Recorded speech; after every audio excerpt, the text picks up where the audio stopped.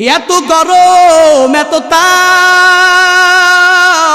ওই সৌদি আরবের গরমের কথা প্রবাসী বান্দাদের জিগাইও, ওই বান্দারা বলতে পারবে সৌদি আরবের গরমের কি হালাত। তুমি তো জানো না, যেই বান্দা যেতে পারবে, যেই বান্দা যাবে, তারপরে সেই বান্দা বলতে পারবে এত গরম, এত তাপ।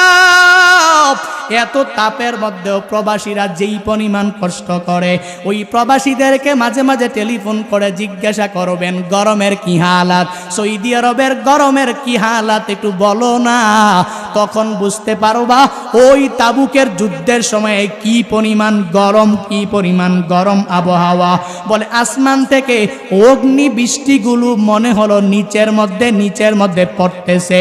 এরে আল্লাহর বান্দারা, রহমাতুল লিল আলামিন মসজিদে নববী থেকে ঘোষণা দিয়া দিলেন তাবুকের